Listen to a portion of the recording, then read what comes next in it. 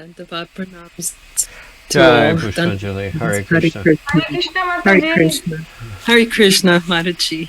Hare Okay. Hare Hare Krishna. Krishna. Okay. Hare Hare. So after today, we only have 2 sessions left. We have next Sunday, which will be review, and next Monday, which will be the final big test. So 1 week from now, and this session of Bhakti Sastri is over. So we Krishna, are... Hare Krishna Maharaj. I texted Glackeria Mataji yesterday, but I did not get any response from her. You didn't get a response from who?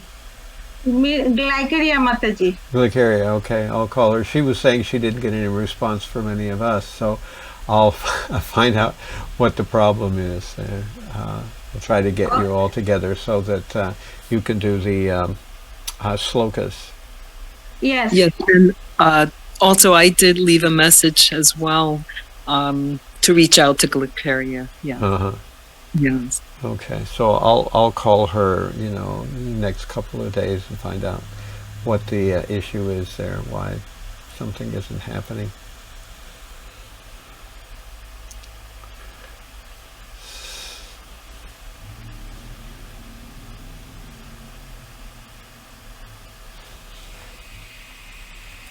I'll do Jaya Radha Madhava while we're waiting for people to sign on here.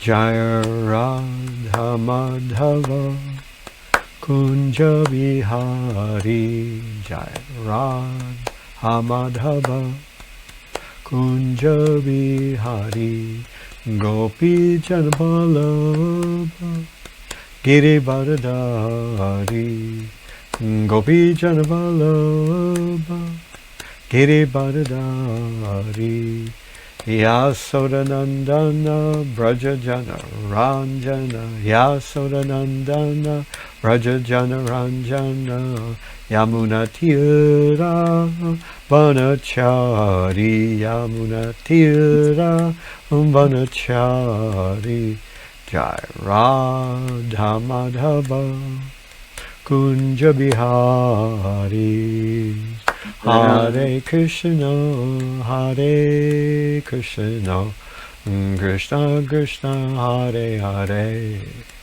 Hare Rama, Rama Rama, Hare Hare, Hare Krishna, Krishna Krishna, Hare Hare, Hare Rama, Rama Rama, Hare Hare, Jaya Prabhupada, Jaya Prabhupada, Jaya Prabhupada, Jaya Prabhupada, Prabhupada,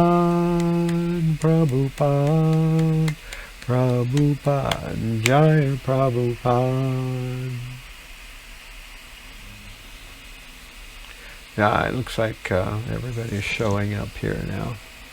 So, let me see, I'll put it back in the speaker view instead of gallery view.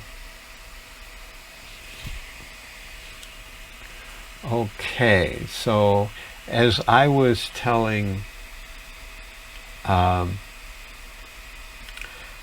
Gokuleshri and Pushpanjali a minute ago, that we only have 2 sessions left here. We've got next Sunday, which is the last day that we'll do some review, and we'll go over chapters 4, 5, and 6 to prepare for the test. So that's what's happening next Sunday. And then on next Monday, 1 week from today, will be our final test. That's it. The course is over.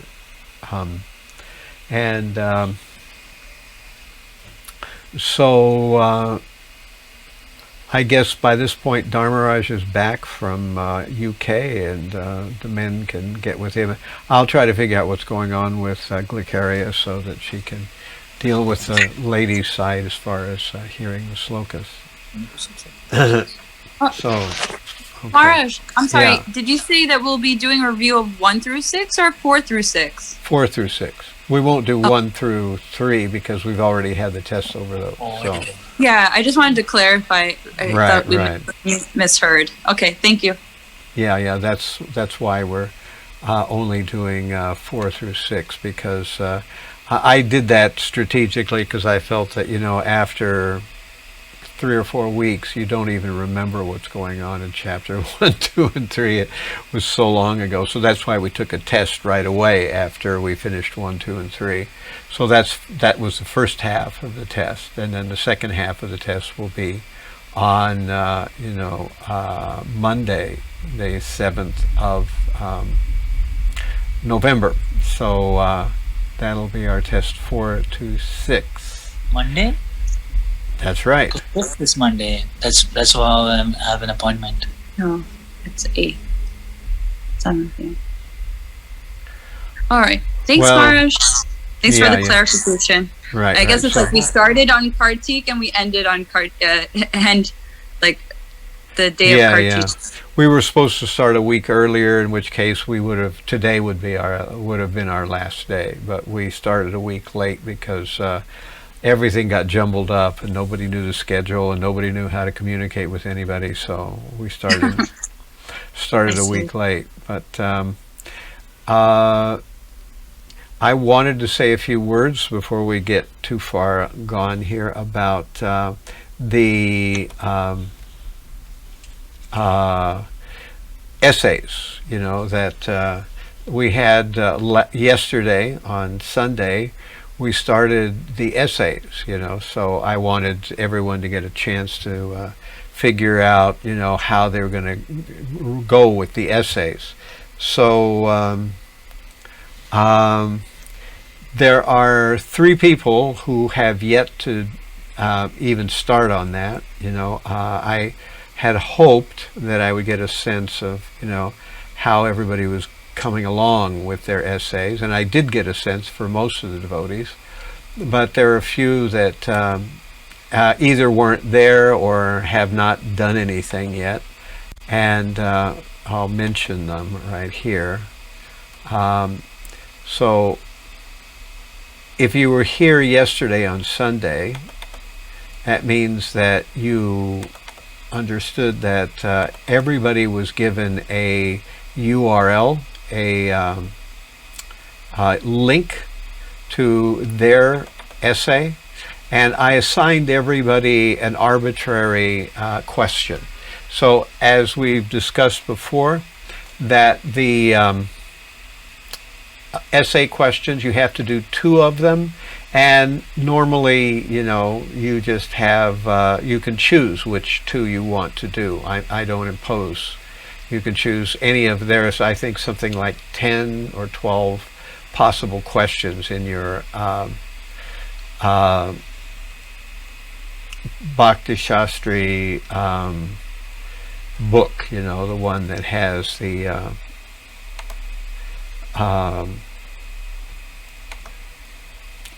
possible essays that you can write. So here there's 10 questions, and here they are again in case you haven't seen them. It's question 1, 2, 3, 4 there, and we have 5, 6, 7, 8, and 9 and 10. And these are in your Bhakti Sastri book. I don't have mine handy right here. Does anybody know where they are in the Bhakti Sastri book? Just a second, let me get up and get my Bhakti Sastri book, because I'll be handicapped if I don't have it. Is the question, Maharaj? Maharaj 33 page.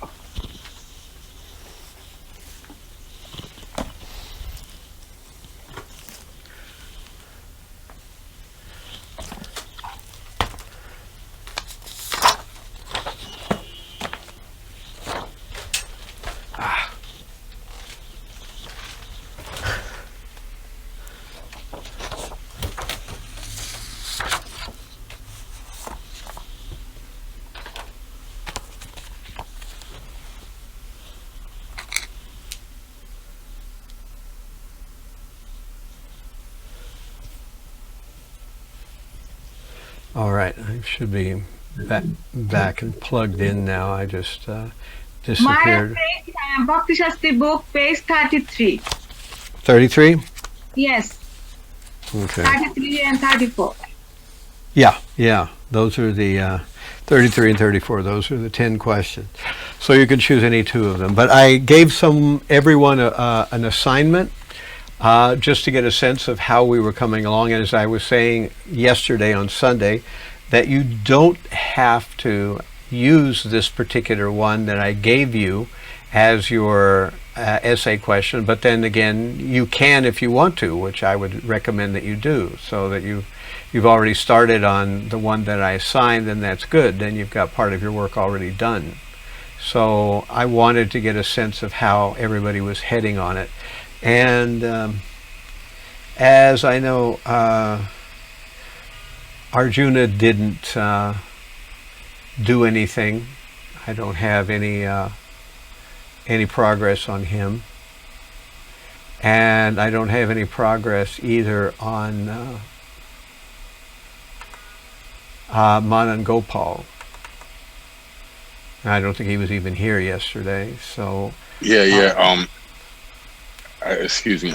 Hare Krishna Maharaj. I wasn't in class yesterday, and it wasn't online, and I was busy doing other work, and by the time I remembered, it was, class was over, unfortunately. And I just saw the essay question this evening, and my only question about the essay is, how many words would are we aiming for with this essay, just so I can... Well, yesterday I was doing this was kind of a test essay, or a let's see how it goes essay, so I just gave everybody an hour to work on it, and I wanted to see how they were going on it. But now that that's over, now it might as well be a regular essay. So if you look at the things that I have written here, this is the slide, it's slide 7, and it tells, be sure to include references, ensure to include examples and analogies, don't copy and paste from the book, and don't collaborate with somebody else. That includes husbands and wives. Yes, I know you took vows of matrimony that you were going to help each other. We don't want to step on the vows of matrimony, but for the purposes of, don't worry, Maris, we're not helping each other. We don't have time to help each other. Okay. We're too busy anyway, even if we wanted to. Okay.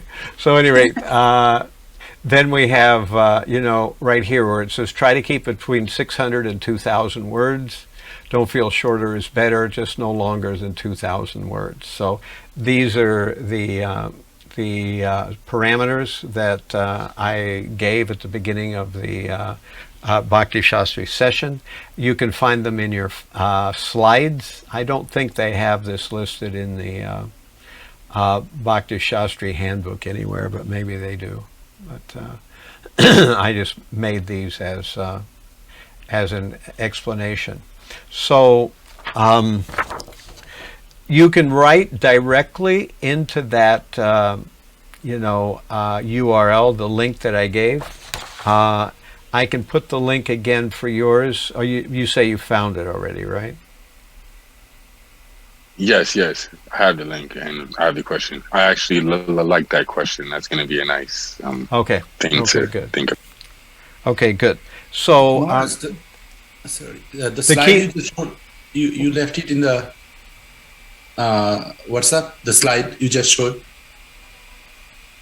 Yeah. It's that slide that I just showed is a part of all the slides, So it's at the very beginning.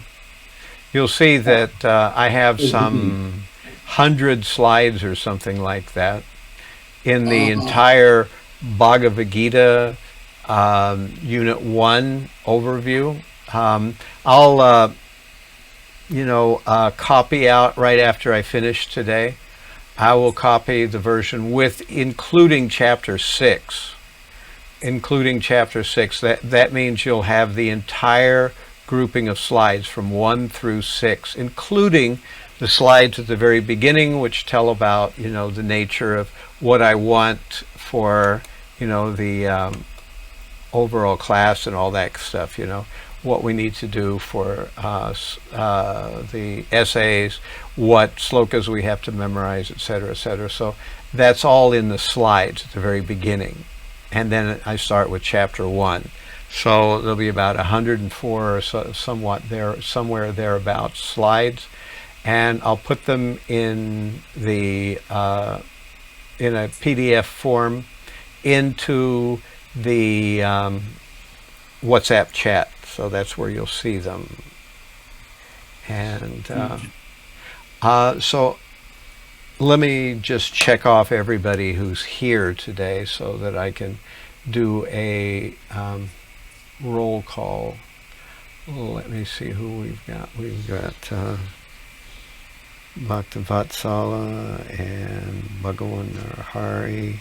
I'm here, Maharaj. Hare Krishna. Mata and Gopal, yeah, and we've got Jairati. I've heard her voice. Is Arun here? No. I don't see him. Pushpanjali's here, and Gokuleshwari's here, Yes, even though it's a Monday. So,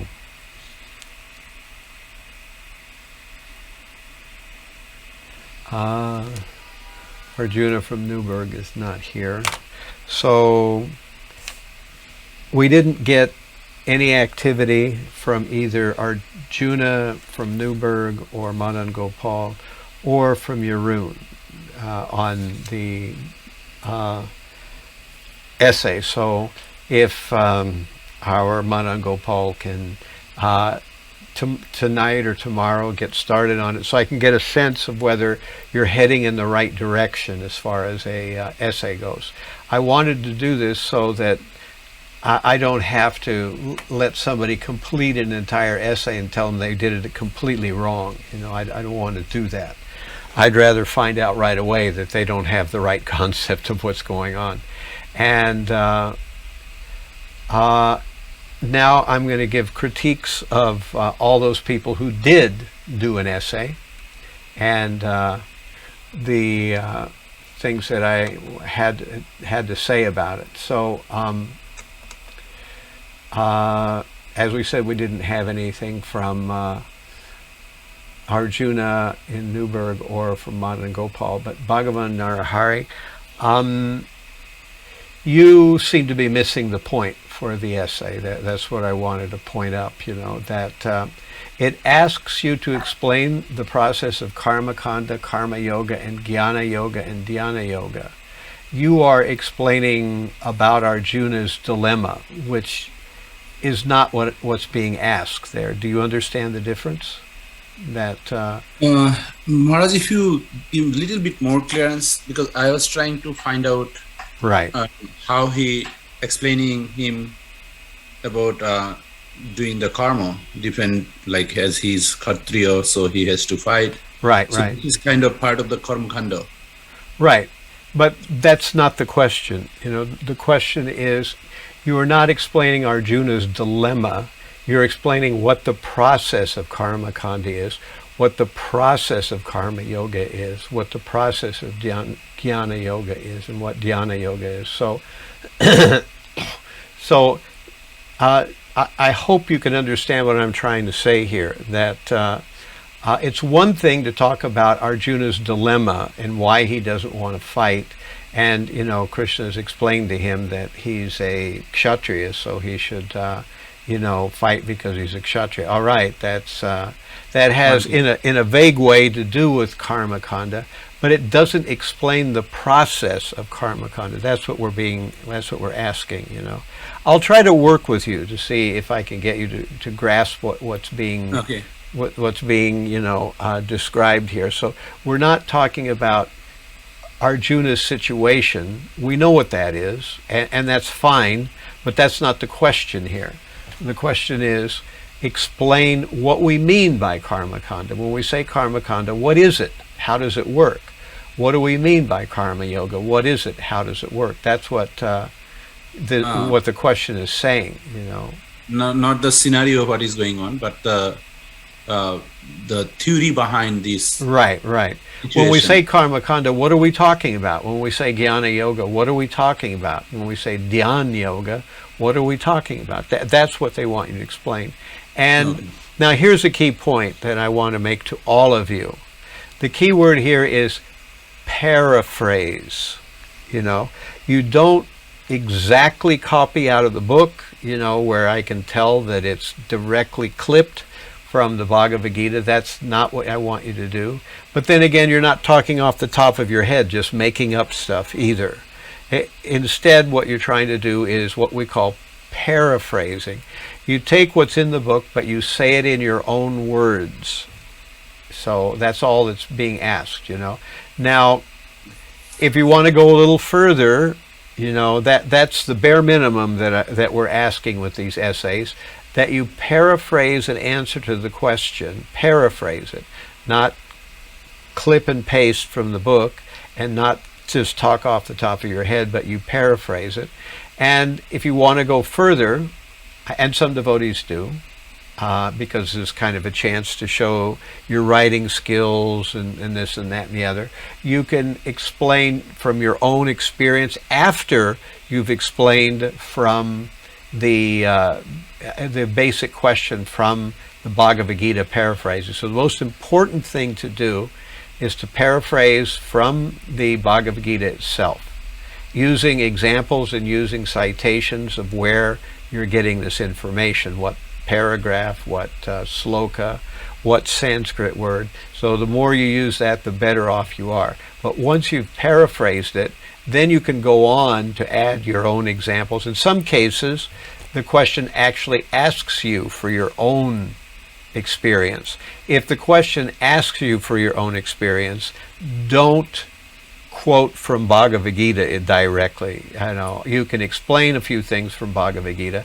but now you have to use your own experience because it's asking you specifically for your own experience. So there's some questions like that. So I don't recall any of these questions being like that. But, you know, as I say, the bare minimum is to paraphrase what's in the book, and then you can go on to use your own examples or go on to give your own realizations. That's all fine. But at least the bare minimum is to paraphrase. Okay, I understand now. Okay, so I'll try to. If you need more help, I'll try to clarify what you're not grasping there. I'll keep writing, Maharaj, on the Google Doc. So the way, if I'm deviating from the line, what I should do, then maybe I can ping you. Right. They're asking a specific question, and try to answer that specific question.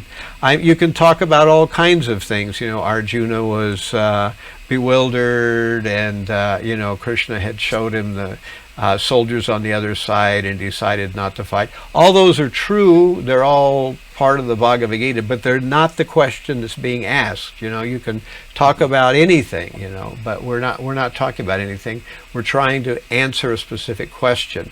And now I want to go over to Bhaktivatsala's essay. And in general, he's on point here. He's got the right concept. He's answering the question. But notice if in your question it cites specific verses. If it cites specific verses, you should look there, because the answer to the question is in those specific verses. You've got already a head start because they are giving you specific verses to look at. And so I would first touch base with those specific verses and explain something about what's in there which is relevant to the question that's being asked. And then you can go on with, you know, elaborating it. So again, paraphrase, don't copy word for word. Use references, which means I found this and according to this, or in this paragraph or in this verse it says, or this Sanskrit word means this. These are all references. And if you use analogies, that's also important to do. Remember to weave these things into your essay.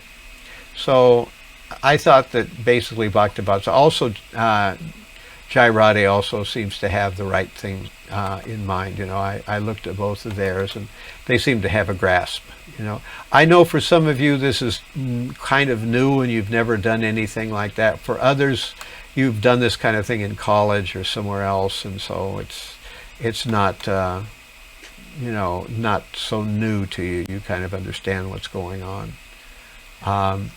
So Maharaj, when you went through my essay, do you think I need to add more from these verses, or like more explanation, or this was like okay, or should I? What do you suggest? Well, yeah, I mean, you've got a lot more than I saw earlier. Yeah, I added Maharaj today. Yeah. So it's I didn't look down to see that there's more there. I don't know now. So you've given me more that I didn't have before. So I'm not sure how to praise it. So, but you might have a finished essay there. I don't know. I'll have to take a look at it again. But I don't have time to do that now. Maharaj. At the end, Maharaj, if you can just see and just let me know that, that this much is okay, or should I add more? Okay. So, but it looks pretty good. I'll have to take another look at it again when I get a little more time. No problem. At the end, Maharaj. Okay. So, Yoren hasn't done anything on his. And again with Pushpanjali, like Bhagavan Hari, you're kind of missing the point here, but I can see why you're missing the point. I'm missing the point. I'm sorry, Maharaj. Well, let me explain. Let me explain what's going on. What I mean by that. In one sense, it's very understandable because here we're talking about Prabhupada's mood and mission, and I can understand maybe you have never heard that kind of terminology used. It is kind of ISKCON speak. Yes, the mood part. I'm trying. Yeah, right. Mm-hmm. Well, let me rephrase it in a different way, and you can write this down so that when you try to go back to this a particular essay, you can understand what we're trying to go for here.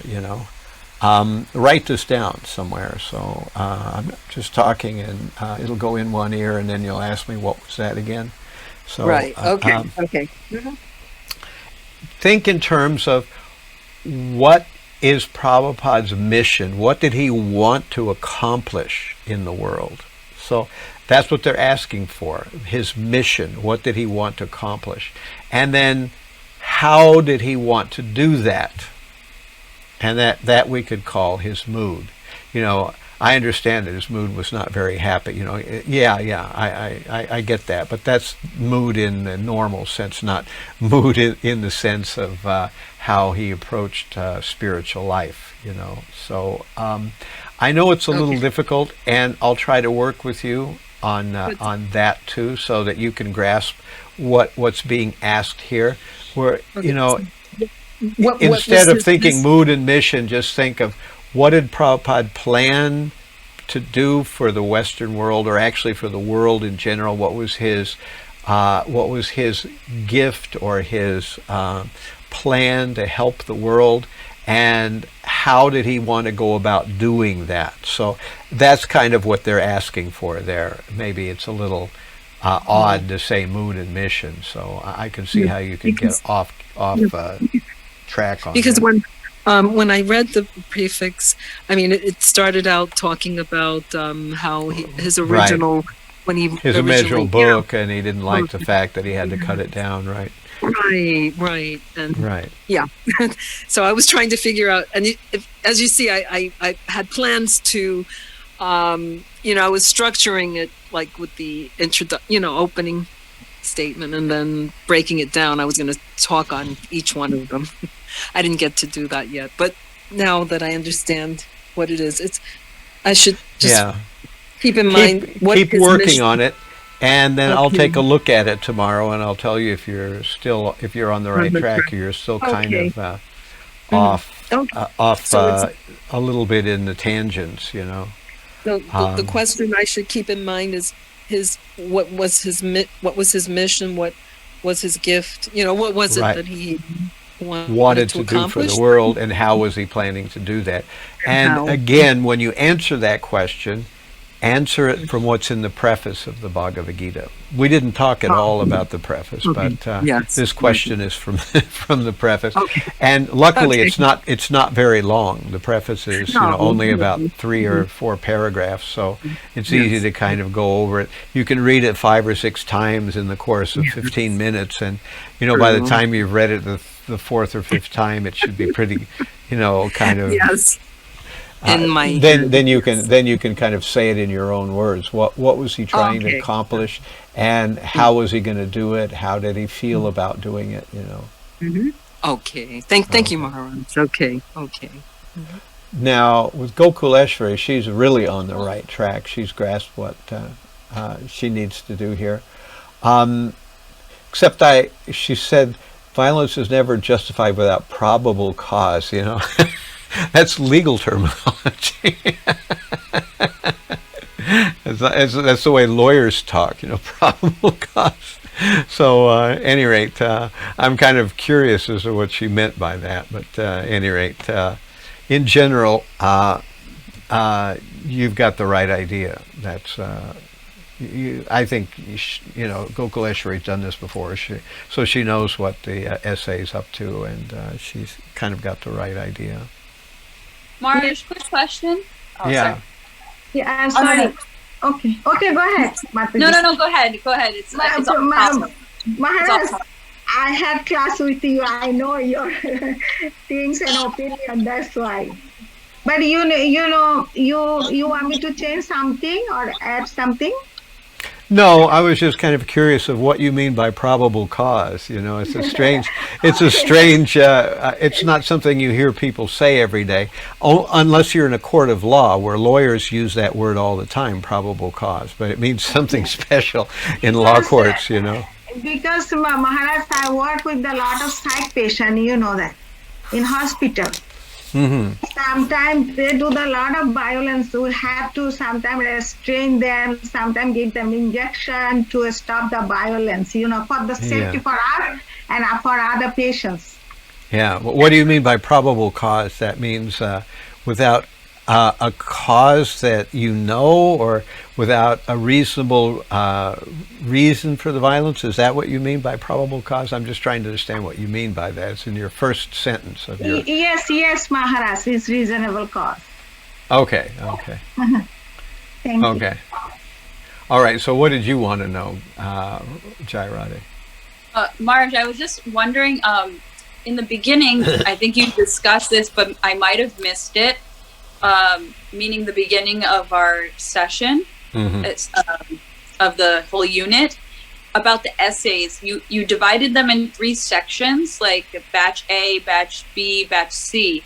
Are we only supposed to select one essay from one batch? Or no.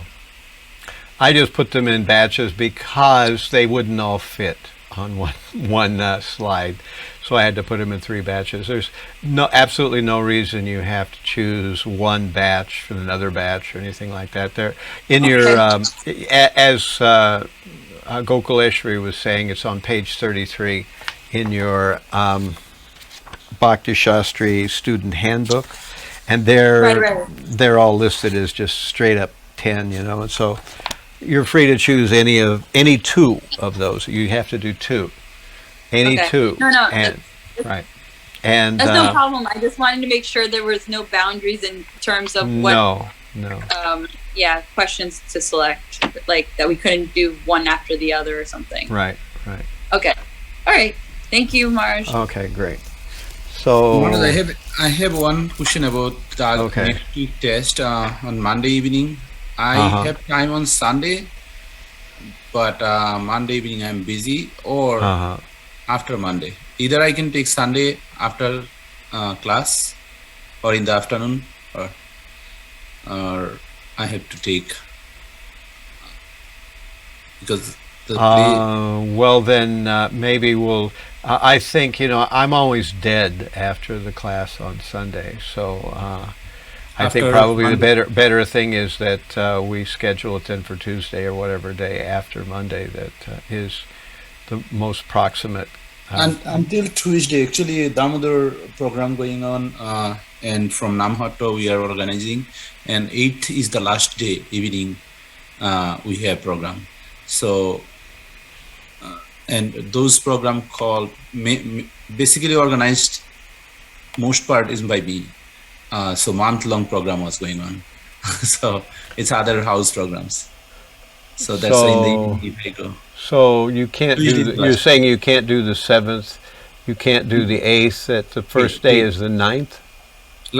First day is the 9th. From 9th to any day, I can go for. So yeah, I guess we can do Wednesday the 9th. I'll schedule. The important thing is that we have to know when you're doing it. So there's a cutoff time. You don't have like from now till Christmas to finish your test. You have to basically you get an hour to do it, and that's it. And again, like all these tests, the tests mean we're testing what you know. We're not testing what you can look up in books or what you look up in the notes or what you look up online or what you look up on your Bhakti Sastri Mayapur handbook. It's what you know, what you can remember. That's what we're testing. I can and you do get an hour to do that. But after test, I cannot continue. That's not a problem. What do you mean 7? You could do 7 but not continue? 7, like the program, usually they start around 6:30 or 7 o'clock. So, but if I take 45 minutes test, it's okay with me. But after the test, I can't stay. There's no reason to stay after that. On the 7th, all we're doing is the test. Oh, then I'll do this. It's Monday. Right. Then I'll do this. So on the 7th, the only thing that's happening is we're having the test. That's it. And it's starting 6:30. Right. Starts at 6:30. You come.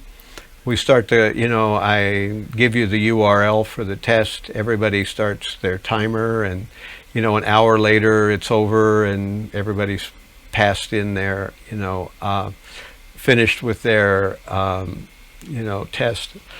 Marked all their things, and then I'll grade them, and we'll gradually talk about getting all the pieces together, the essays, the slokas, all that other stuff, because this is all part of one package. You have to have 12 slokas memorized, you have to pass 2 tests, and then you have to do 2 essays. So this is all the Bhakti Sastri course for Unit 1. And basically they all work that way, at least the ones that I run. Okay, then I can do it. Okay. So, Hare Krishna Maharaj. Hare Krishna Maharaj. I have some question. If, like Riya Mataji, we cannot reach her, but I think it's going to take time to give her all verses. Right. It's okay to take time, like I will... Yeah, we'll try to figure out how we can get it all in, But, that the idea is that within the next 2 or 3 weeks, we should wrap up all the verses and all the essays, because if it drags on, a month from now, you won't remember anything. It'll be like it never happened, And that's what I've found with, usually when students don't do their essays or don't do their slokas by 3 or 4 weeks after the course ends, they'll never do them. They're just it just goes into never land by that point. It's never going to happen. So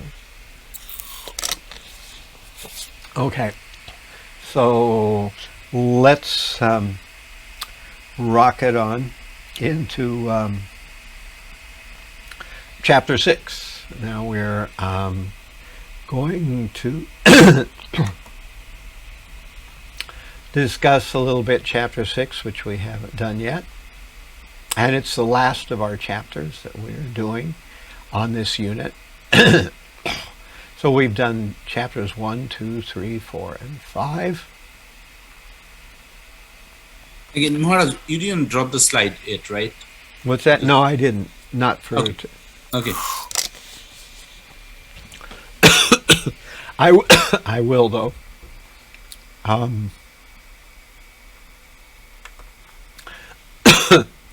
So, of course, chapter 6 is called Dhyan Yoga. Dhyana Yoga, dhyan means to meditate. And we know that in this chapter, in chapter 6, Krishna is telling Arjuna about meditation. So, Arjuna has been discussing the idea that he would not fight. And if he wouldn't fight, what would he do instead? The idea was, if Arjuna wasn't going to fight, then what he would do instead was he would become a meditator. And Krishna didn't like that idea at all. He didn't think that was a good idea for Arjuna. So he explains the yoga system to Arjuna. This all happens in chapter 6. And when Krishna explains the yoga system to Arjuna, Arjuna realizes that this isn't going to work for him. And that's exactly what Krishna wanted him to conclude, that yoga doesn't work for me. You know, I'm not a yogi. What I am is a warrior. When we talk about battles, I know what I'm doing. When we talk about yoga, I don't know what I'm doing. I'm not cut out to be a yogi. So here are some of the stages of, chapter 6. Yoga Rurukshu and Yoga Rudha. Yoga Rurukshu is the beginning of yoga practice, and Yoga Rudha is the advanced stage of yoga practice. And then Krishna explains the stages in yoga practice, finally ending with Samadhi, that's 10 to 27. Then Krishna talks about what the perfection of yoga is, which is to realize the super soul. That's 28 through 32. And then with 33, Arjuna says, my dear Krishna, this yoga system that you have described is unendurable. It's impractical. I can't do it. So Arjuna reacts to Krishna's description of the yoga system by saying he doesn't think he's cut out for it, which is exactly, as I said, what Krishna wanted him to conclude. And then Krishna talks about the destination of the unsuccessful yogi, because Arjuna says, well, what happens if someone starts off with yoga but doesn't complete it? Don't they lose out?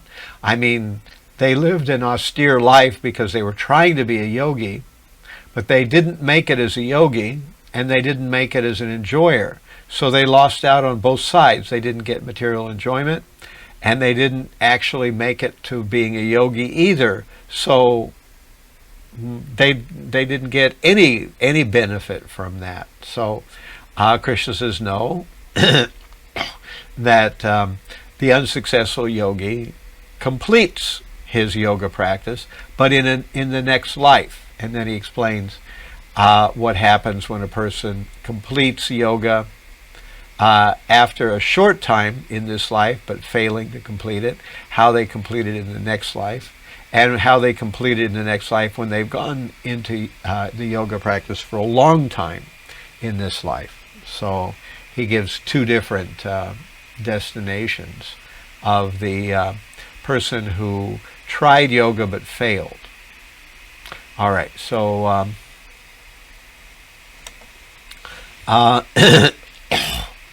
now this is the way that I broke down chapter 6, which is different from the way that the Burijan and the MIHE do it.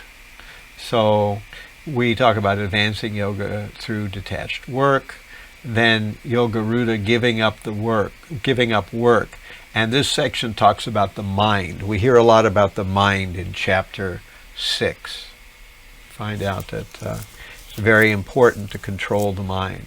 And then, of course, we find out the stages in the practice of yoga. We'll go over those in a little while. And the necessity of controlling the mind in yoga practice. In fact, that's what yoga is all about, controlling the mind. If a person says they're doing yoga, but they don't control their minds, they're not doing yoga. They're doing something else. And then finally we find the destination of the unsuccessful yogi.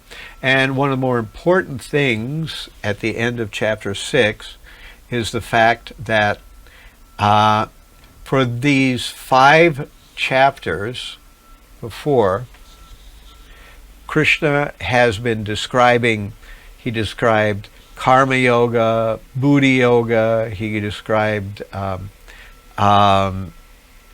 various kinds of jnana, he talked about various kinds of yajnas, he talked about now dhyana yoga, or the meditational yoga system.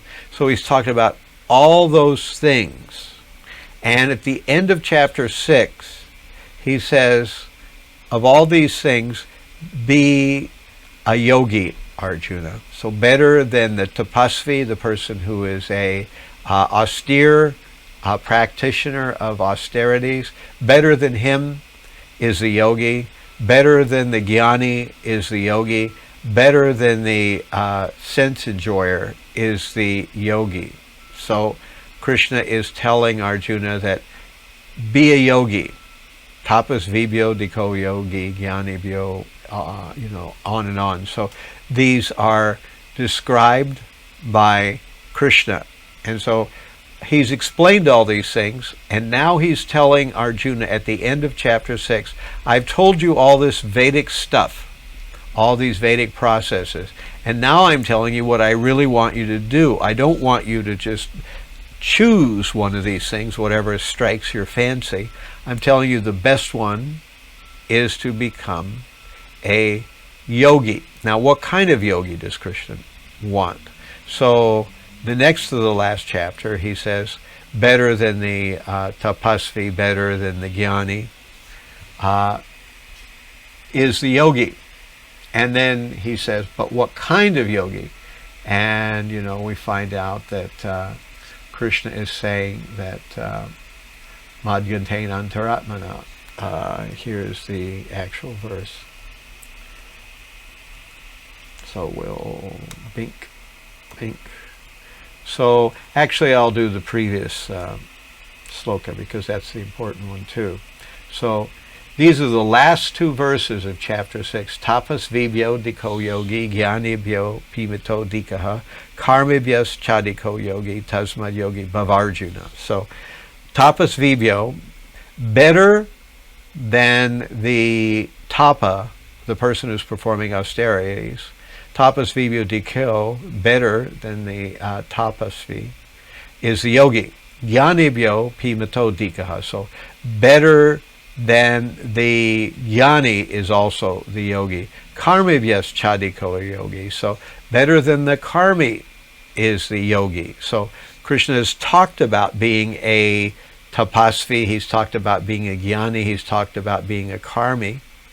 And he says, better than these is the yogi. Then tasma, therefore, yogi bhav Arjuna, you, Arjuna, become a yogi. That's what Krishna is saying.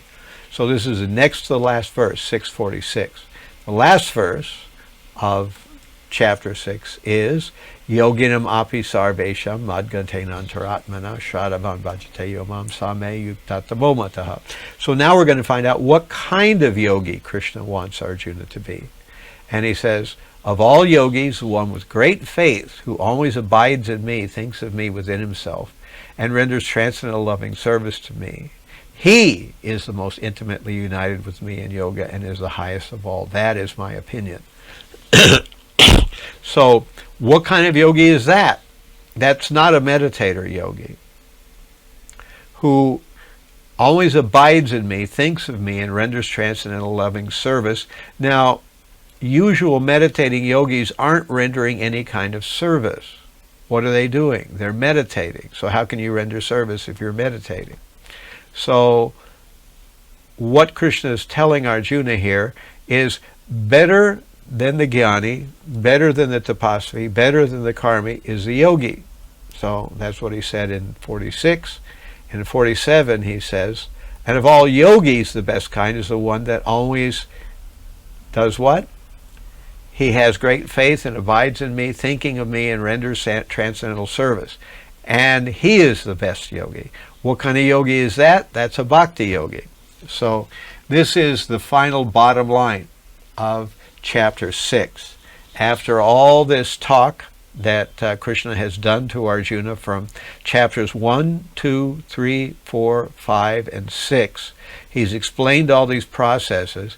Now he's telling Arjuna what he really wants Arjuna to do.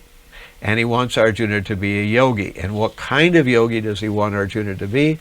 He wants him to be a bhakta yogi, that kind of yogi. So it's not like many commentators say about Bhagavad Gita, that the Bhagavad Gita says, do whatever you feel inclined to. If you want to be a karmi, be a karmi. If you want to be a karmi yogi, you can be a karmi yogi. If you want to be a meditator, be a meditator. If you want to be a, follow the varnashram system, do that. If you want to engage in austerities, do that. If you're interested in doing various yagyas, well, you can do that. Krishna talks about all these things in Bhagavad Gita, but he doesn't want Arjuna to do all those things. He wants Arjuna to be a bhakti yogi. And we find that Krishna keeps coming back to this point, that all this other stuff is nice and well and good, but what he wants Arjuna to do is to become a yogi. He's making it very clear in chapter 6 at the very end. So I wanted to put that across. Any questions about that?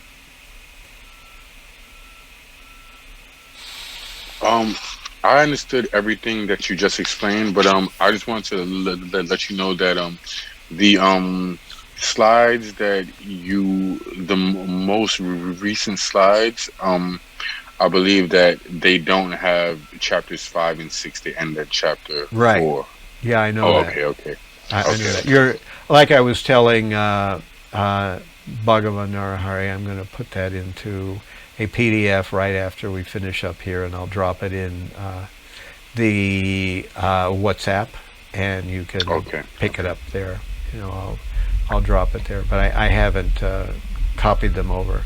I don't like to release the slides early because people look through them and get bewildered and stuff, so I release the slides after I've talked about them first, and then I release them that way.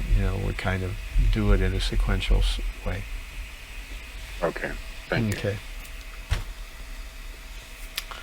Any other questions about that part? Okay, we got to keep moving here. So the next thing we need to know about is the mind. Wow, what a wonderful thing here. So it's our best friend. It's our worst enemy. So there's a verse, that we find out where the mind is either conquered or it's not conquered. And we've discovered that the mind that is conquered is our best friend. And we discover that the mind that is not conquered is our worst enemy. So that is described in 6th chapter of Bhagavad Gita, 6th verse, 6:6. So let me go to there.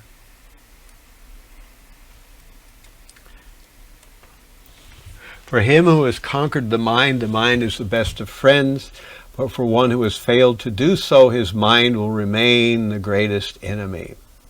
So if you see a question on a test, say hypothetically there's some test like the one coming up next week, and you see hypothetically what makes the mind the best friend or what makes the mind the worst enemy, you'll know that for one who has conquered the mind, it's his best friend, and for one who has not conquered the mind, it's his worst enemy. So now I'm going to ask, what does it mean to conquer the mind? Somebody please tell me. I'm in doubt. I'm in grave doubt here. So, yes, Maharaj, you had one slide for horse cart. Right. And whoever uses the intelligence to control the mind. Does what now? Say that again. Whoever can control the mind with the intelligence, he is the conqueror. Definitely intelligence comes from Shastra, Guru, and Sadhu, like association, Satsanga, Shastra, and Guru. So that intelligence control the mind.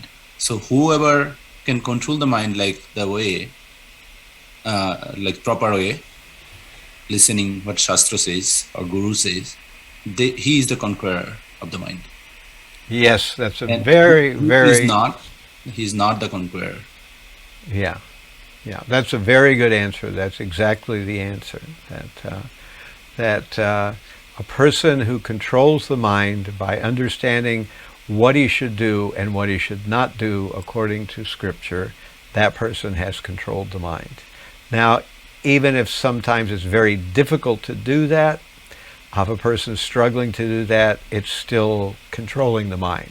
Sometimes the mind will be very strong and try to do all kinds of unwanted things. But if we're trying to control it, as you say, from that nice a painting that they have of the 5 horses and the reins being the mind and the driver being the intelligence, then if the intelligence is fixed in Shastra and controlling the mind, then that means the mind is conquered.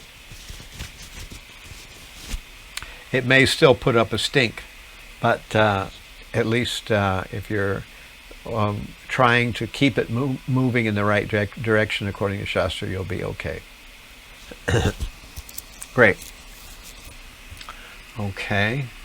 So now we are going to talk about, you'll see this word ekaki. So yoga, not the kind that people do downtown in Manhattan, in various yoga studios, but real yoga, which means not just hatha yoga. Hatha yoga is one stage of yoga, and that stage is the stage of drilling the bodily postures to free up the nadis, or various energy channels in the body. That's what the yoga system was designed to do. Actually, before even one starts with hatha yoga, one has to do what's called yam and niyam. So before we start the process of doing various exercises or postures in yoga, before we do that, we have to do yam and niyam. Yam is certain things that we avoid, if I remember correctly. We avoid certain things because they are detrimental to our consciousness. And niyam is we accept certain things that we might not have wanted to do, but we know that they're good for our consciousness.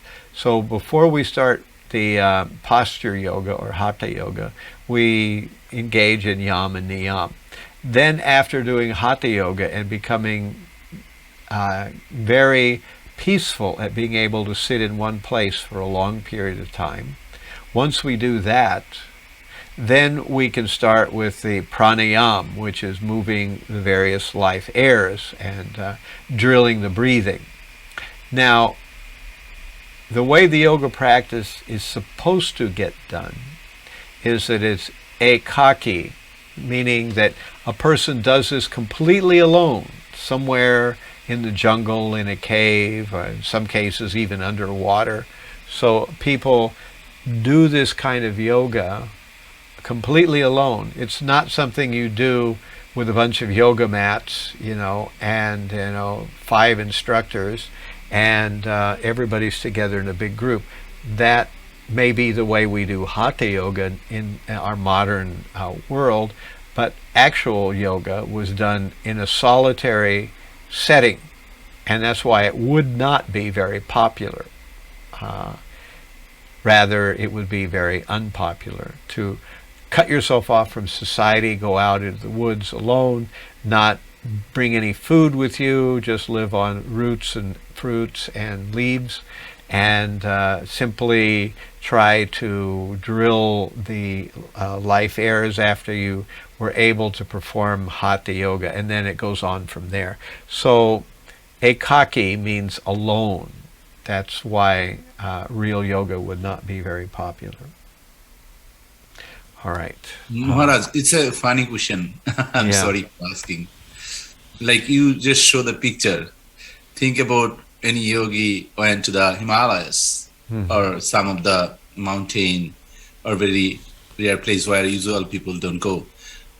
And if some, like in the picture, I just a tiger next to you. Right. So like yogi's thought process, how he controls himself from this scariness. So he go and try to actually improve himself. A yogi, not bhakti yogi, definitely, which Krishna explained to Arjuna, but the yoga process. So in that point, what is his mental, like how he's leave the scariness away from his mental? Well, yogis in meditation, he doesn't even see the lion. I guess if the lion wanted to eat him, the lion wouldn't have to do much, you know. He could just come and gobble him right up, you know. But what we're usually told is that because the yogi is engaged in spiritual life, the super soul in the heart tells the lion, you know, leave this guy alone, you know. So go find a bear or something like that. That's the faith yogi always have. Right, so right. He don't have any kind of scariness. Why? Right. Why already? And of course, you know, he's meditating and he's in samadhi. So if he loses his body, he's not really that concerned, anyways. You know. Okay. Okay, great. So, at any rate, that's real yoga, as opposed to our modern Western conception of yoga these days. Okay, so Maharaj, Hare Krishna. I have a small question. There's a term, samadhi, is used at various times, and sometimes I get it, and other times I have to, in my head, keep saying, what does it mean? I don't know. It's just me, the way I'm trying to process. Yeah, samadhi is one of the stages of yoga practice, and it means that one is entirely merged in one of two things. Some yogis meditate to actually merge with Brahman, and other yogis meditate so that they can become gradually moving up their chakra system. There's 6 chakras, and you move from one to the higher one, and you come to the heart chakra, and in the heart chakra, the super soul is living there. So one kind of yogi is gradually moving the life air through the chakras until they get to the heart chakra, and there they are not meditating on the Brahman, but they're meditating on the Paramatma in the heart. And so that's one kind of yogi. And when you get to that stage, that's called samadhi. That externally you're not perceiving your body, you're not perceiving your breathing, you're not hearing anything, you're not seeing anything. You are simply completely within. You have completely removed yourself from the outside world and from your body. And within, you are witnessing in your own heart chakra, within the body, you're witnessing the Paramatma, or alternatively, the Brahman. So this is what's usually called samadhi. It's the highest stage of the yoga practice.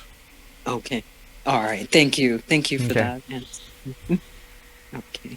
So, as we were mentioning before, after 32 verses describing yoga in the 6th chapter, on the 33rd verse, Arjuna says this: O Madhusudan, the system of yoga you have summarized appears impractical and unendurable to me, for the mind is restless and unsteady. So Arjuna is realizing that yoga is not easy, Why? Because you have to control the mind. So controlling the mind and doing yoga are the same thing. If you're really doing yoga, you're controlling the mind. If you're really controlling the mind, you're doing yoga. The two things are the same thing. So there's no question of doing yoga if the mind is not controlled. And there's no question of controlling the mind if you're not doing yoga. So whatever it takes to control the mind, that is yoga. Whether it's the posture setting or you're doing it with bhakti yoga, which is a different technique for doing it. But you're controlling the mind. So that's the purpose of all yoga, is to control the mind. And as our Bhagavan Narahari told us a little while ago, the best way to do that is by reading Shastra and trying to remember and to live by the principles of Shastra. If we're doing that, then the mind will automatically be controlled. And when the mind is controlled, you have no other problem. It says that in the Bhagavad Gita, that for one who has controlled the mind, there is nothing left unachieved. And for one who has failed to do so, his worst enemy is with him at all times. So that's why whether it's bhakti yoga and you're controlling the mind through devotional service and hearing about Krishna and doing hearing pastimes and also philosophy of Krishna consciousness, you can control the mind that way. Or you can do the actual Ashtanga yoga process, which is much harder and actually impossible in this age. But that's another way to control the mind. Maharaj, in that case, Arjuna finally, after end of the chapter 6, all different type of yoga Krishna suggested. And the final one, he said, be a yogi, bhakta. Right. So that is basically the way we are trying to practice in ISKCON. It is the same thing, right, Maharaj? Right. Yeah, that's what we're doing. He is in the battlefield, but we are also in the battlefield. Right. So we are actually practicing the bhakti yoga. We are not soldiers, but we are fighting against material desire, and we are engaged in the battle against Maya for our own spiritual life, and also to do Sankirtan Yoga to help other people become. Yes. So that's what it is. So Arjuna is worried that the senses are so strong, how will we overcome them? And we find that he who is regulated in his habits of eating, sleeping, recreation, work, can mitigate all material pains by practicing this yoga system. So that's how the 6 Goswamis did it, and that's how we can do it too. We can overcome the difficulties of the material world and of desire and aversion. We can overcome them by regulating our senses, which is what we constantly hear that we should be doing. Okay, and then we have this section where Maharaj Ambarish is, an example of how he controlled his senses by doing various things. As we read, he engaged his mind on the lotus feet of Krishna, then one after another he engaged his words in describing transcendental qualities of the Lord, his hands in mopping the temple of the Lord, his ears in hearing the activities of the Lord, his eyes in seeing the transcendental form of the Lord, his body in touching the bodies of the devotees, his sense of smell in smelling the scents of the lotus flowers offered to the Lord, his tongue in tasting the tulsi leaves offered to the lotus feet of the Lord, his legs in going to places of pilgrimage, and the temple of the Lord, and his head in offering obeisances unto the Lord, and his desires in executing the mission of the Lord. All these transcendental qualities are quite befitting a pure devotee. So this is how Ambarish did it. And we hear this word yukta in chapter 6, 6:18. So in 6:18. I think we had question on our fake test also about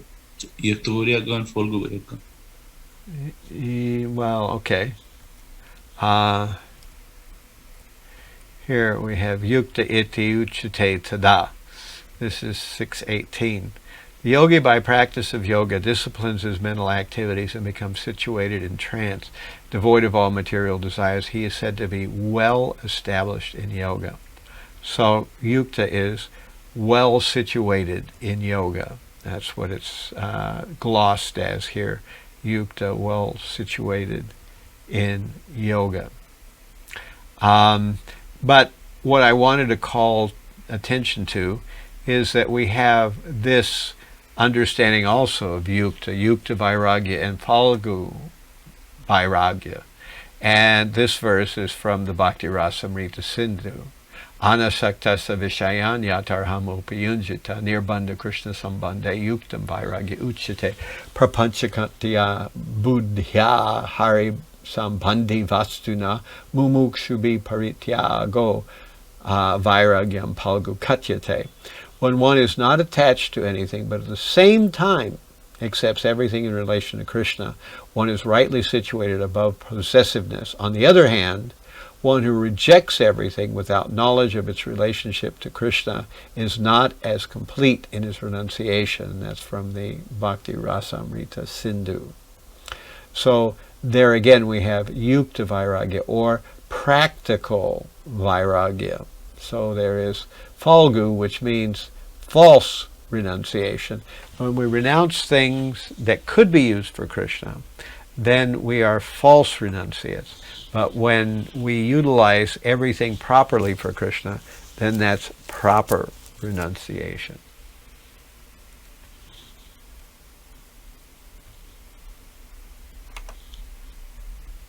So now we're going to talk a little bit about unsuccessful yogi.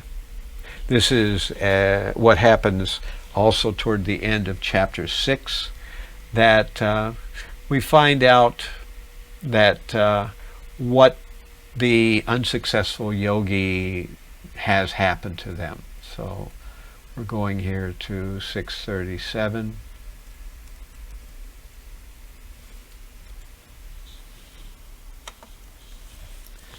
Arjuna said, O Krishna, what is the destination of the unsuccessful transcendentalist who in the beginning takes to the process of self-realization with faith, but who later desists due to worldly mindedness and thus does not attain perfection in mysticism?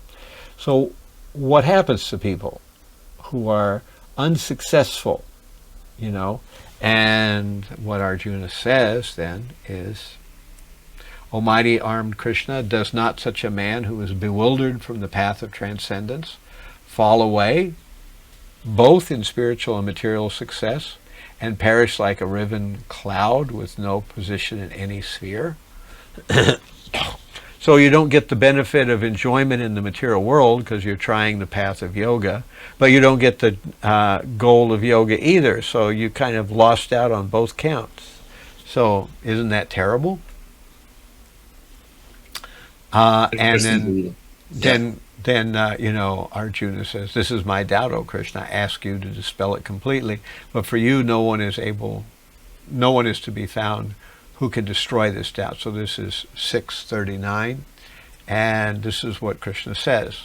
The Supreme Personality of Godhead said, O son of Pritha, a transcendentalist engaged in auspicious activities does not meet with destruction, either in this world or in the spiritual world. One who does good, my friend, is never overcome by evil. So even if you flop at being a yogi, you're still all right. You still will not be overcome by evil. So these are the two things that can happen. The unsuccessful yogi, after many, many years of enjoyment on the planets of pious living entities, is born into a family of righteous people or into a family of rich aristocracy. So say you started the process of being a bhakti yogi and you didn't get very far. You tried it, but you flopped. You fell down to sense gratification or something happened. You weren't able to complete the course. So you go to the heavenly planets for many years, and then you're born into a family of righteous people or into rich aristocracy, which means then you won't have to struggle. You can take up the process that you had started in a previous lifetime again, because you won't be forced to work hard just to stay alive. Now, here's what happens if you're unsuccessful after long practice of yoga. He takes birth in a family of transcendentalists who are surely great in wisdom. Certainly such a birth is rare in this world. So if it's a short time, the yogi does what? He goes to the heavenly planets and then gets born into a wealthy or aristocratic family. If after a long time of practicing yoga, he still doesn't make the grade, he gets born into a family of transcendentalists, which is much better, because they are not just wealthy people or aristocracy. They're people who already have some understanding about yoga. So they understand bhakti yoga, and they help the child to get started right away on the path of yoga. So the bhakti yogi then understands that what happens is that he needs to finish up. So on taking such a birth, he revives his divine consciousness of his previous life, and he again tries to make further progress in order to achieve complete success, O son of Kuru. So this is what happens, that if he fails after a short time, goes to the heavenly planets, comes back into an aristocratic or wealthy family. If he's been at yoga for a long time, he comes back in a family of transcendentalists who understand spiritual life, so they get the child started right away. And because he was a yogi in the previous life, a bhakti yogi, now kicking up and starting again with yoga is natural for him.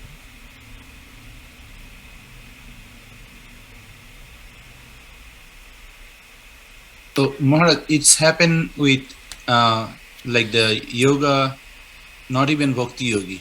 If it is just beside the bhakti yogi, like jnana yogi or dhyana yoga. So for them also it could be happen. What would happen? That they come back? They can go for a certain period of time in heaven and then born in an aristocratic family. Not could be transcendental consciousness family. Well, what you say is right, that because a person has a particular material desire, that the chances of them being born again in the next life in the same type of material situation is quite likely, Yeah, little advancement. But it means but it doesn't mean necessarily that they're as situated as the bhakti yogi. The bhakti yogi means he's already finishing up his life in the material world. He understands that Krishna is the goal. He understands spiritual world as a goal. He's finishing up his life. Whereas the jnani or the Ashtanga yogi, he doesn't know that yet. So he will be taking birth in another family of yogis, and or in a situation where he can take to yoga again. But that's different from becoming a bhakti yogi. It's not going to automatically guarantee him anything. Okay. Thank you, Maharaj. Okay. So finally, we'll discuss this really quickly. These are the stages of the Ashtanga Yoga system: Yama, Niyama, Asana, Pranayama, Pratyahara, Dharana, Dhyana, and Samadhi. So here are all the stages, and they're upside down. So the lowest stage is on the top, and the highest stage is on the bottom. Maybe I should have put them the other way around. But Yama is the first stage, which we said was giving up things that are unconducive to spiritual life. Niyama is accepting things that are conducive to spiritual life. Asana is what we call hatha yoga. That's the doing various asanas.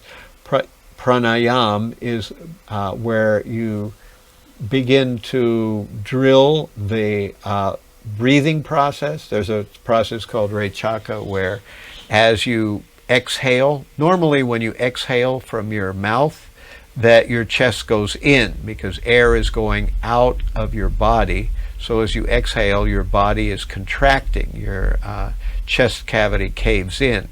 And then when you inhale, your chest expands and gets wider. So the practice of yoga is you do the opposite thing.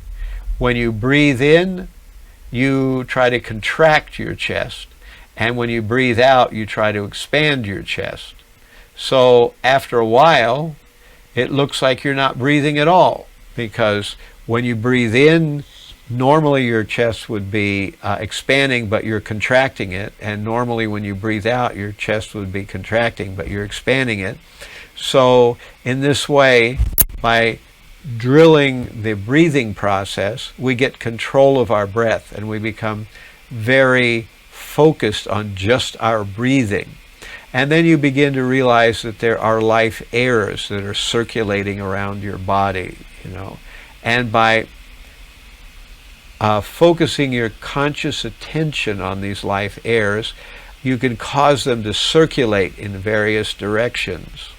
And when you cause them to circulate, that causes things to happen in the body. It creates a certain peacefulness, and you can cause the mind to become so slow and so peaceful that you can see a thought coming. It comes to you very, very slowly. Normally, our thoughts just race in and out of our minds, you know, constantly, you know, back and forth, back and forth.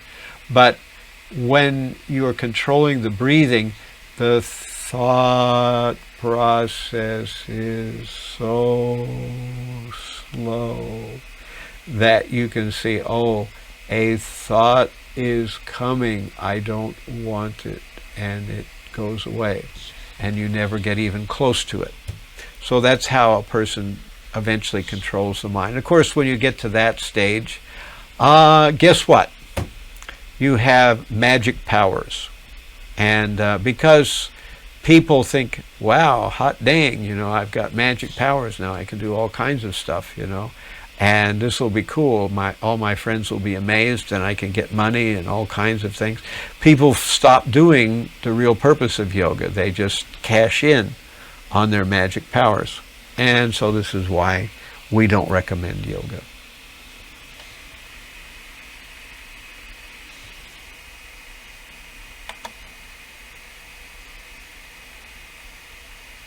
So again, I'll just underline this, you know. We said that this is a conclusion of the 6th chapter, tapas vibhyo diko yogi, jnanebhyo pi mito dikaha, karmebhyas chadiko yogi, tasmad yogi bhavarjana. Yogi is greater than the ascetic, greater than the empirist, greater than the fruitive worker. Therefore, Arjuna, in all circumstances, be a yogi. And then the last verse, yoginamapi sarve sham madgatinantaratmana Shradhavan Bhajate Mam Same Yuptatamo Mataha. And of all yogis, one with great faith, who always abides in me, thinks of me within himself, renders transcendental loving service to me, he is the most intimate united with me in yoga and is the highest of all. That is my opinion. So,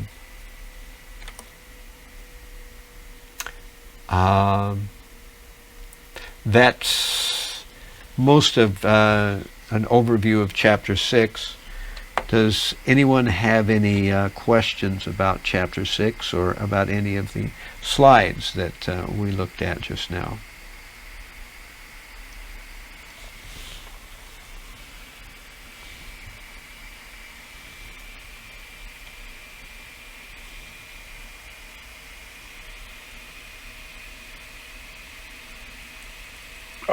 This process of yoga, the yama, niyama, asana, this isn't directly related to bhakti and the stages of bhakti or the practice of bhakti, or is it? Or should we, you know, like look at this in reference to, you know, like the bhakti path, and like we have to like accomplish any of these before, or like where does this fit into that? These stages are, as far as I know, they're not at all part of the Bhakti Yoga system. There are many parallels between the Bhakti Yoga system and the Dhyan Yoga or the Ashtanga Yoga system. There are a lot of things that both systems have that are similar, but as far as I know, there's nothing really quite like this, very much at least. I might change my mind on that as time goes on, but I've never heard any kind of direct connection between this Ashtanga Yoga system, the way it's described as for the meditational yogis, and any similar parallels for bhakti yogis. So I think basically they're two different things, because at least the way that asana is usually described, we're doing postures. Bhakti yogis don't do postures at all. I mean, maybe when we sit in Bhagavatam class or while we're chanting, we do an asana for a while. We have our yoga pods, people who are sitting in the Padmasana while they are performing japa. Then we have pranayam. Prabhupada said at one time that pranayam is when we're controlling our breathing, chanting japa. Pratyahara, we're controlling our mind. So yes, in one sense we do that, but not in the very technical way that meditational yogis do it, but we do it by withdrawing our senses, by controlling them in devotional service, So, by the way, if you're interested, I think these 11 aspects of yoga, excuse me,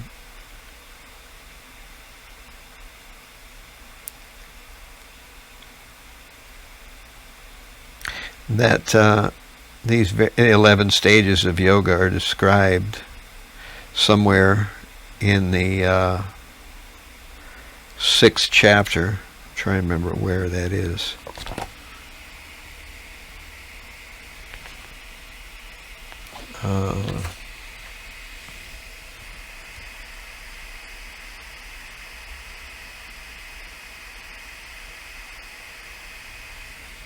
Well, let's take a look for it here.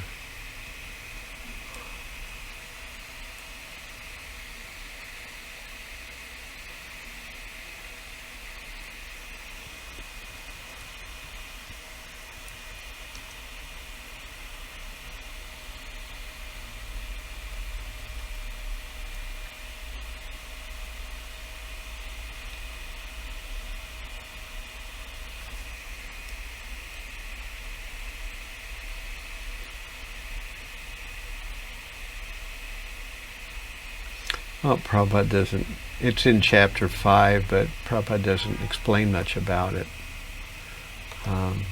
Maharaj is chapter 5, verse 27 and 28. Okay, let me go there.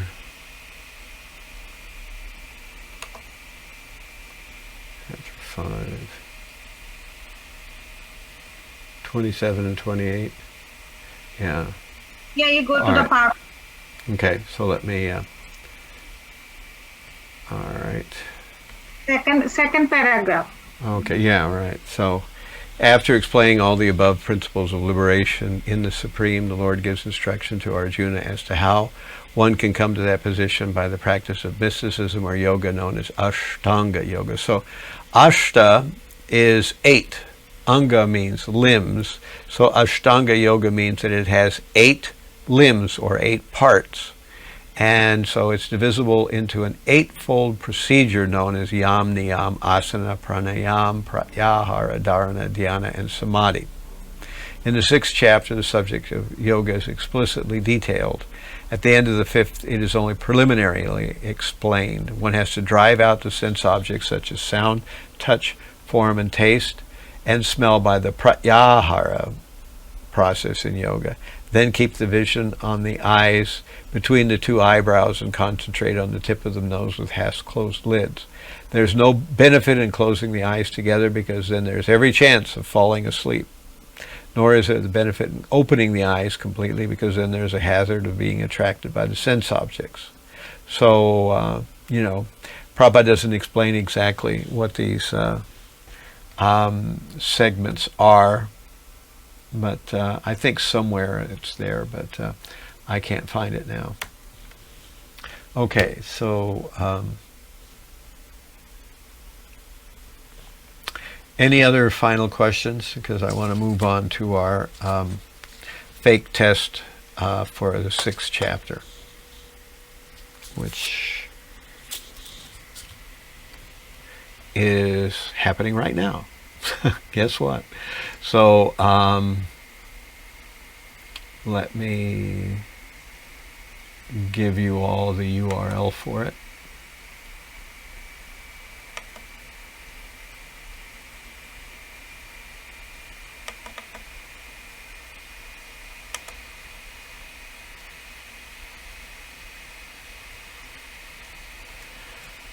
So here is, I'll put it in the chat and I'll put it in WhatsApp.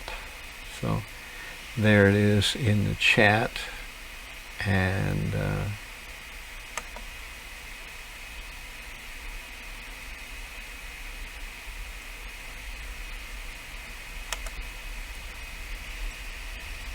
here it is in WhatsApp. So take it away. We'll give everybody about 20 minutes, and then we'll come back together and discuss, how we all did on the fake test. We've discussed many of the questions that are going to be on the test, so we'll see how good your memory is. Any questions? Again, this is a fake test, but it means that you are not using your books, you are not using your notes, you are not using the, Bhakti Sastri student handbook. None of those things are, kosher. You're just using your memory. What do you remember? That's what we mean by a test. We're not testing your ability to read, we're testing your ability to remember.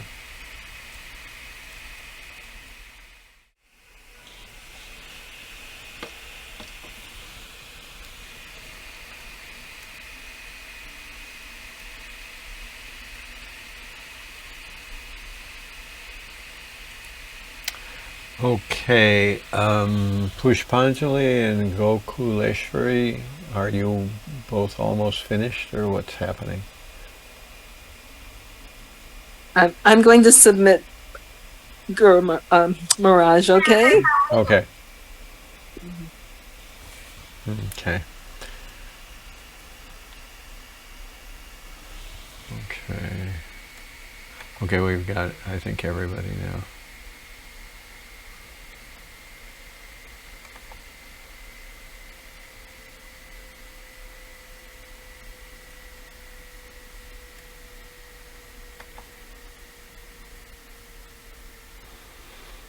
Wow, both Gokuleshwari and Pushpanjali were our high scores on this.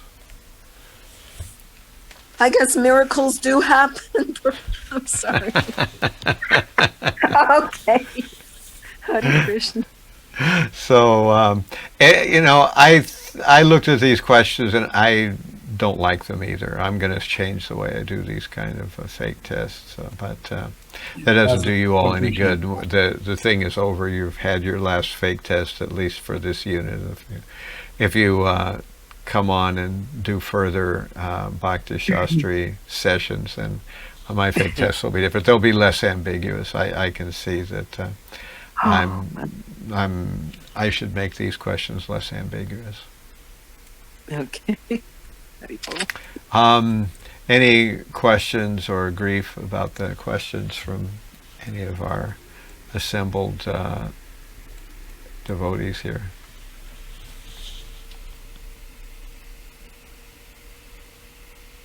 Well, not really a grievance. You know,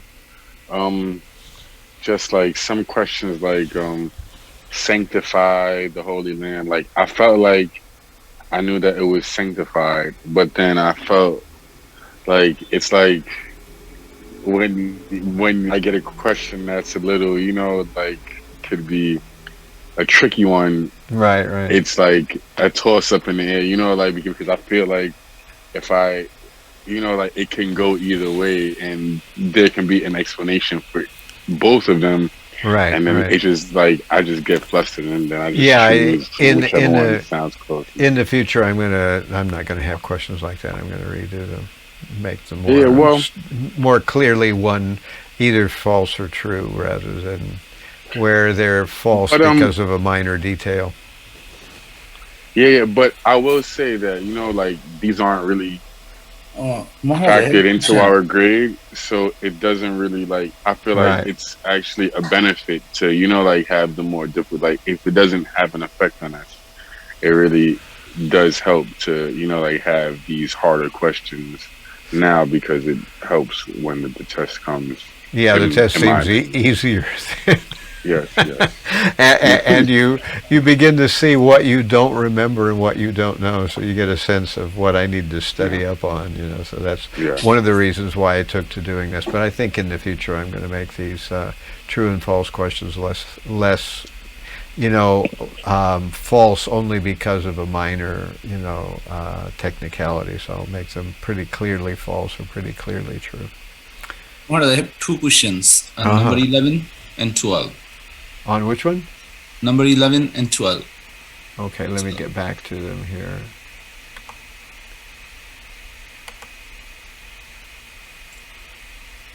So, if one is regulated in habits of eating, sleeping, mating, defendant, one will be powerful in yoga practice. It's actually, it is explained something. It will be powerful or not powerful, or that's one of those that I'm going to try. I'm not going to have questions like that in the future. Okay. It's I can see how you could put true on that, because in one sense you would be, although that's not really the goal of yoga practice. It's one of the things that some people would consider the goal of yoga practice. It's so not what the Bhagavad Gita calls the goal of yoga practice, but some people would certainly see. And yakta means connected. But engage in yoga, if you go in Bhagavad Gita concept with the yakta vairagya, maybe it is fine. But if you just go with the yakta means plain English to certain explanation is connected, to connect. Well, yoga means that, not yukta. Yukta generally means something a little bit different. I was just looking it up. Let me go back to Monier Williams just a second here.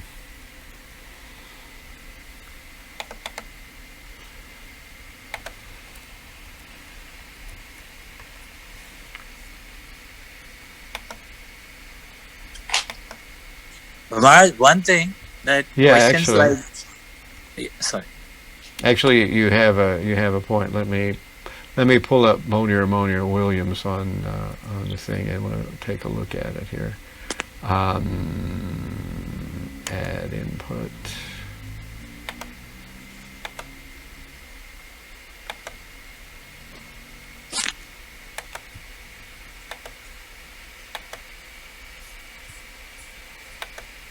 Okay, so let me see if I can, this is going to be small. These are the, let me see if I can make this bigger in any kind of way. Maharaj, you just can read yourself, so it's right, okay. It says, yukta is yoked, joined, fastened, or attached. Do you all see this at all? It's pretty tiny. Yeah, like fasten with something or attach with something. Yeah, let me blow it up a little bit. I think I can do that.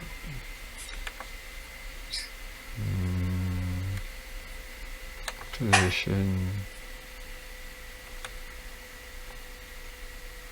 Sometimes you scroll it 2 fingers up. Yeah.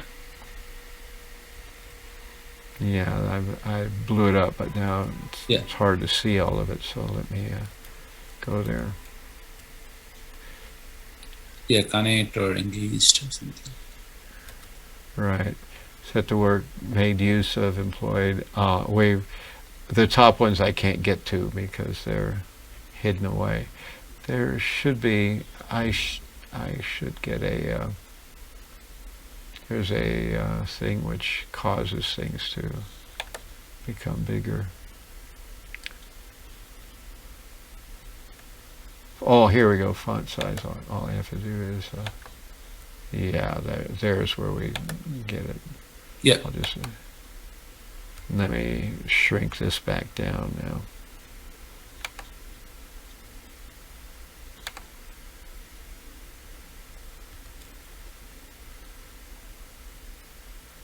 Yeah, so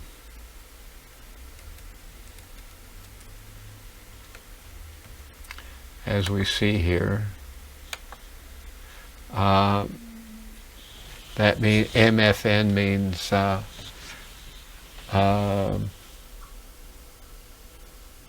trying to remember it. Anyway, it means yoked or joined, fastened or attached or harnessed. It means set to work, made use of, employed, occupied with, engaged in. So it does mean yoked. He's ready to absorbed in abstract meditation, concentrated, skillful, clever, experienced, joined, united, connected, combined, furnished or endowed or filled with, supplied or provided with, come into contact with. Okay, so it does kind of mean to connect with. Okay, so anyway. Can we connect with yoga? That's okay. Connect with anything. So that's what I thought, like, okay, if I cannot keep just only, it's narrow it down the meaning, basically, only with the. So okay. Okay, it's a fake test, Maharaj, anyways. So.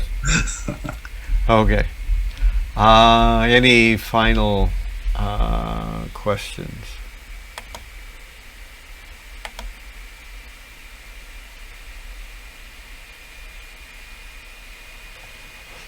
All right, so we are going to table it for today.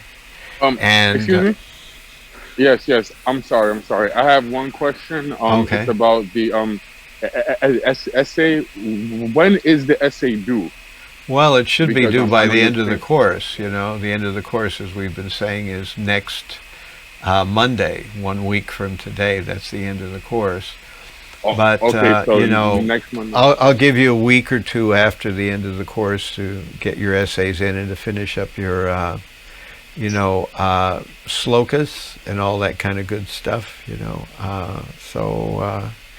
But after about 2 weeks at the close of the course, when the actual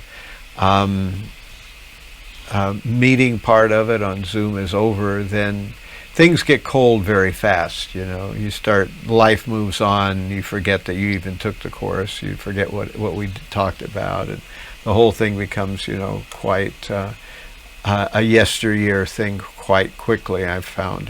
So usually I find when people don't get around to finishing their slokas or finishing their essays by 2 weeks after the end of the course, it's like, generally speaking, they never complete it. It just never happens after that point. So as we were saying, next Sunday we're going to do a review of chapters 4, 5, and 6, and next Monday we will have the final test, and hopefully by that point at least some of you will have some of your essays in, and you will also have some of your slokas clocked in as completed, as memorized, for Dharmaraj or Glickaria. Marsh, quick question. Mm-hmm. So for the next unit that we'll have, when will that start after this? How much time do we have between the next unit to kind of recover? Yeah, good question. I don't know. How much time do I need to recover? This is Which unit, Mataji, you talking? Yeah. I think I need a lot of time to recover for it, Maharaj, I'm not clear. Which unit, Maharaj? I'm not clear about the question. She was asking, this is Unit 1 of Bhagavad Gita. There's Unit 2 and Unit 3 of Bhagavad Gita. Unit 2 is 6 to 12, and Unit 3 is 13 through 18, So do we have to complete all 3 for the Bhakti Sastri? You have to complete not only that, but you have to complete Nectar of Instruction, Nectar of Devotion, and Isopanisad. So there's I think 6 units altogether. There's Bhagavad Gita 1, Bhagavad Gita 2, Bhagavad Gita 3. There's Nectar of Devotion, Nectar of Instruction, and Isopanisad. So that's 6 things. And when you've completed all 6 of those, then you've completed Bhakti Sastri. Oh, okay. So this is the first unit going on. Okay. Right. But you can start at any point, and etc. Okay, so we're going to close now, and as I say, next Sunday we will do some review, and yeah. You don't want to see the essay and just comment, or later? I'm really tired at this point, and I won't focus on it, so I'll probably try to get a look at it sometime tomorrow, and if that's okay. So okay, Maharaj. No problem. Okay, so thank you all very much for hanging in this far, and all glories to your trying to understand our Vedic literatures, particularly what Prabhupada has left us, the important core of Vaishnava thought, which is Bhagavad Gita. So, Vanchakalpadivascha Kripasindhu Vaishnavebhyo Namo Namaha. Hare Krishna. Hare Krishna. Hare Krishna. Thank you, Maharaj. Thank you, Maharaj. Thank you.